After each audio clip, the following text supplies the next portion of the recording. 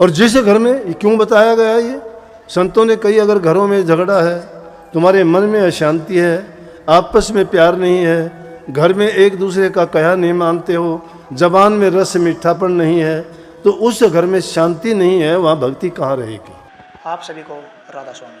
अगर आप भी चाहते हो आपके घर में सुख शांति आए, आपके घर में किसी प्रकार का लड़ाई झगड़ा मनमुटाव न हो, तो आप महाराज जी के इस सत्संग को पूरा सुनिए। सत्संग में महाराज जी ने बताया कि हम अपने घरों में सुख शांति लाकर खुशी की लहर किस प्रकार ला सकते हैं, और हमारे घर में जो हो रहे वाद विवाद, परिवार में हो रहे मनमुटाव को किस तरह दूर कर सकते हैं।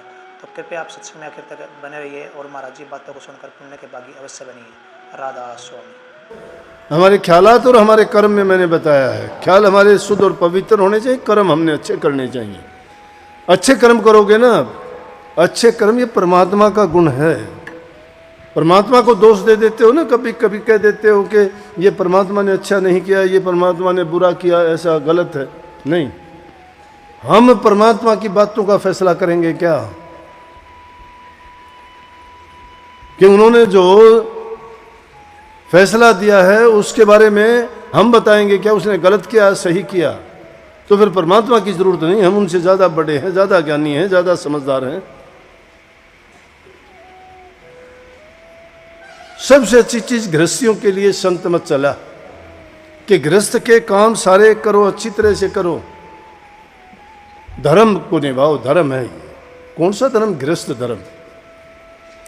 गृहस्थ धर्म में सब कुछ आ जाता है, पति पत्नी का रिश्ता, बाप बेटे का रिश्ता, भाई भाई का रिश्ता, सास बहू का रिश्ता, और जितने भी एक दूसरे से जुड़े हुए हैं। हालांकि संत मत में उनको बंधन माना गया है, लेकिन धर्म की पालना करने के लिए अपने कर्तव्य का जो निर्वहन करते हैं, उन कर्तव्यों को हम निभाते हैं, सच्चाई और ईमानदारी के साथ निभाते हैं, तो हमें किसी प्रकार की कर्म से बंधना नहीं पड़ता। क्योंकि कर्म से बंध जाते हैं तो परिणाम भी उसका होगा, परिणाम होगा तो हमें भोगना भी पड़ेगा। अगर सही काम करते जाते हैं तो उसके लिए हमें परिणाम हमेशा अच्छा ही अच्छा मिलता है। और जिस घर में क्यों बताया गया ये, संतों ने कही अगर घरों में झगड़ा है, तुम्हारे मन में अशांति है, आपस में प्यार नहीं है, घर में एक दूसरे का कहा नहीं मानते हो, जबान में रस मीठापन नहीं है, तो उस घर में शांति नहीं है, वहाँ भक्ति कहाँ रहेगी। लक्ष्मी शांति भक्ति तो वहाँ रहेंगी ना जहाँ प्यार है। बिना प्यार की जगह कौन रहेगी बताओ। शांति की जगह क्रांति आ जाएगी, लक्ष्मी की जगह टोटा आ जाएगा, रात दिन झगड़े होंगे। और जहाँ प्यार है, जहाँ शांति है, वहाँ आप चाहे आंगन के बीच में भी बैठ के अगर ध्यान लगाओगे वहाँ भी लग जाएगा, क्यों चिंता नहीं है। निश्चिंत जब तक नहीं होते भक्ति कहाँ होगी। भक्ति करने का ही तरीका है निश्चिंत। यहाँ बैठे बैठे तुम्हारा ध्यान लग जाएगा, 2 पल में लग जाएगा। और जब ध्यान में बैठते हो भूल जाया करो अपने आप को भी, वो आनंद ही आपको अलग मिलेगा, भूल जाओगे तो। ये ना सोच लेना कि भाई हमको नाम मिल गया गुरु से, मेरे को 20 साल हो गए, मुझे 30 साल हो गए, मुझे 50 साल हो गए। 30, 20, 50 साल में क्या कमाया नाम से आपने बताओ। हेरा फेरियाँ सीखी, चालाकियाँ सीखी, झूठ कपट बेईमानी सीखी, दूसरे लोगों को दुख दर्द देना सीखा। क्या सीखा इतने सालों में? कोई नेक काम किया? सोच के देखो, अपने आप से सवाल करो कि जब हमने कोई नेक काम नहीं किया, किसी का पर हित और परोपकार हमने नहीं किया, किसी को किसी प्रकार का भी हमने कोई सहायता मदद नहीं की, तो फिर क्या फायदा है इस जीवन का। इसीलिए ये पहली ज़रूरत की चीज़ें हैं। अगर वो भक्ति करने के पुराने ज़माने के जो साधन थे ना, तब करते थे जंगलों में जाके। महात्मा लोग एकांत में बैठे रहते थे, एकांत में, कि भाई कोई हमें डिस्टर्ब ना करे। फिर भक्ति कर ली उन्होंने। 80-80, 90-90 हज़ार वर्ष की तप करने के बाद भी उनकी ये हालत हुई, गिरावट हुई उनकी। नारद जैसे महामुनियों के बंदर के मुँह है, पाराशर ऋषियों जैसे उन्हें अपनी लड़की से ही जिना करना पड़ गया। कितने और सबके नाम लेने में कोई फायदा नहीं हो, क्योंकि छोटा मुंह बड़ी बात उन महापुरुषों के बारे में हमें नहीं करना चाहिए। लेकिन सवाल ये आता है कि इतने वर्ष तप करने के बाद में उनको मिला क्या? क्योंकि एकांत में रहे। एक बार कबीर साहब जा रहे थे। ये संत मत ऊंचा इसलिए है एक बार कबीर साहब जा रहे थे, देखते हैं तो एक जंगल में उसे रास्ते पगडंडी के साथ में एक महात्मा बूढ़ा पड़ा हुआ है, बुखार है, उसको कर्रा रहा है, हाय हाय। कबीर साहब ने उनको देखा, पूछने लगे क्या बात है? बोले कि बुखार हो गया। क्या लिया यहाँ आके? अगर वहाँ रहते आपको कितने लोग संभालने वाले होते, दवा दारू करते, ये शरीर ठीक हो जाता। और शरीर आदमी का स्वस्थ नहीं है, कुछ भी नहीं कर सकता। शास्त्रों का लेख भी यही है कि पहला सुख निरोगी काया। अगर काया हमारी निरोग नहीं है, कोई भक्ति नहीं कर सकता। झूठी बात है। कितने मेरे पास आते हो, भला एक भी नहीं आता। कोई सिर का दर्द, कोई टांग का दर्द, कोई बुखार का दर्द, कोई किसी चीज़ का, कोई पथरी का दर्द, तो किसी को बवासीर, किसी को कुछ। बीमारियों के लिए आते हो। शरीर है, शरीर में रोग लग जाते हैं। लेकिन अगर थोड़ा सा भी ध्यान करो, संयम के साथ जीवन जियो, मैं कहता हूँ बहुत सी बीमारियों से छुटकारा पा लोगे। कहने का मतलब हम सामाजिक प्राणी हैं, समाज में रह के ही हमारी सारी ज़रूरतें पूरी होती हैं। इसीलिए संत मत ऊंचा बताया कि गृहस्थ में रह के ही भक्ति कर सकते हो, कहीं बाहर जाने की जरूरत नहीं है। ऋषियों की तो मैंने इतनी बात बता दी कि उनके साथ ये हुआ, लेकिन संतों की बात बता दो, एक संत के साथ भी गलत हुआ हो तो, चाहे उनके हाथ कटवा दिए गए, चाहे उनके गल कटवा दिए गए, चाहे उनके साथ जेलों में ठोक दिए गए, लेकिन उन संतों का बिगड़ा क्या? नानक साहब को जेल में ठोक दिया गया, चक्की पिसवाई, बाबर बादशाह को माफी मांगनी पड़ी, संत थे। कबीर साहब को जंजीरों में बांध के दरिया में फेंक दिया गया, फिर सब जंजीरें टूट गई, फूल पे बैठ के बाहर तैरते हुए आगे। बोले कि तो जादूगर है, दोबारा बांधो इसको, देखते हैं कैसे निकलेगा। फिर बांध के डाल दिया। ना संतों ने बदला लिया, ना उनको कुछ कहा, लेकिन कुछ बिगड़ा क्या?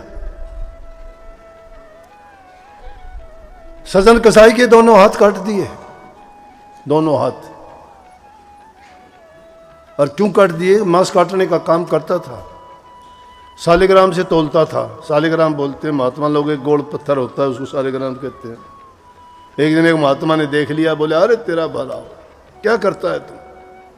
शालिग्राम से मांस तोलता है। लेकिन कहते हैं कि सजन कसाई कभी ना मांस उसने खाया और ना कभी, दो अलग अलग प्रकार के लेख मिलते हैं कि कभी मारा भी नहीं उसने।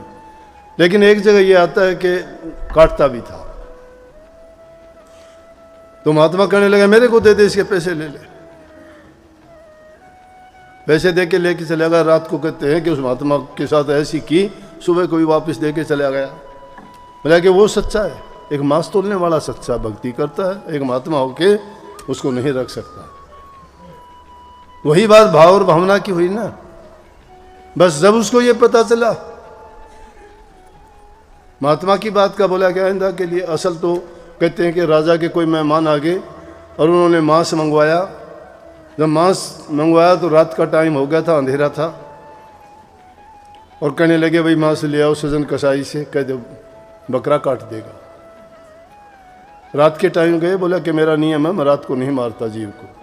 बोला कि राजा का हुक्म है।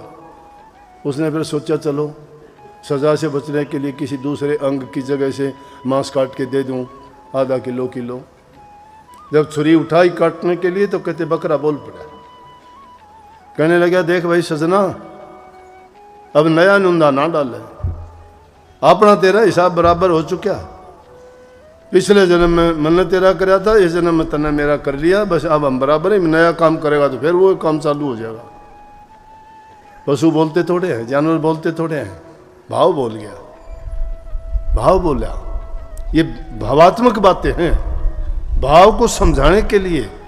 जानवर बोलते नहीं है, ना समझ में आती है किसी के, लेकिन ताकि हमें वो बात अच्छी तरह से समझ में आ जाए।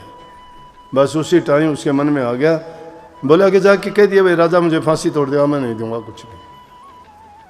और अगले ही दिन सुबह वो जगन्नाथपुरी के लिए निकल लिया। सुंदर था, नौजवान था, बहुत सुंदर था सजन कसाई। चलते चलते एक शहर में रुक गया रात को। बोला रात को मुझे रुकने की जगह मिल जाए। तो सब तरह के लोग होते हैं गांव में। एक ऐसा घर बता दिया, उसका आदमी बीमार था, औरत थी, उनको बच्चा कोई था नहीं, औरत बड़ी सुंदर थी। बस कहने लगे बहन जी रात को रुकना चाहता हूं। बोले हाँ रुक जाओ। खाना दिया, वो रुक गया। औरत के विचार खराब हो गए रात को। उसकी सुंदरता जवानी को देख कर उसका घरवाला बीमार था, बहुत ऐसी बीमारी थी कि उसको ठीक होना भी कठिन था। रात को जाके कहने लगी मेरा पति तो मरने वाला है, मैं आपके साथ शादी कर लूंगी और आप मेरे साथ नाता बनाओ। बोला बहन जी मैं तो घर बार इसलिए त्यागा है कि इन चीज़ों से दूर हो जाऊं। आप मुझे, मैं आपको बहन जी भी कह चुके, आप मेरी माँ के समान हो, ऐसा ना करो मेरे साथ। लेकिन जिसके विचार खराब हो जाते हैं उस इंसान को सुधारना बड़ा कठिन होता है, बड़ा कठिन होता है। और ये काम रूपी भूत जब सवार होता है ना, चाहे कुछ भी करवा लो इससे, इनको बुरा इसीलिए कहते हैं। काम वासना का भूत उसके दिमाग में उठ के आ गया। कहने उसने मन में सोच लिया कि तेरे घरवाले से डरता है। उसने एक चाकू उठाकर घरवाले की गर्दन उतार के गर्दन ले जाके दे दी कि ये ले, तेरे को डर था ना, इसका डर होगा, ये मैंने मार दिया है। अब तो तू करेगा। कुछ नहीं बोला बेचारा, चुपचाप। बोला कि नहीं मेरा तेरा ये रिश्ता तो हो ही नहीं सकता। बोला मैं अब देख तेरे साथ क्या करते। बोला कुछ भी करते। संतों की बात बताता हूँ, ये संतों के साथ में हर युग में हुए, लेकिन जिसका शरणा ले ले वो उसकी रक्षा करता है, क्योंकि वो सच्चे हैं। उन्होंने जो आसरार आड़ ली है, जो कल्याण के काम करते हैं, वो हित के जो काम करते हैं, उसका परिणाम उनको हाथ की हाथ मिलता है।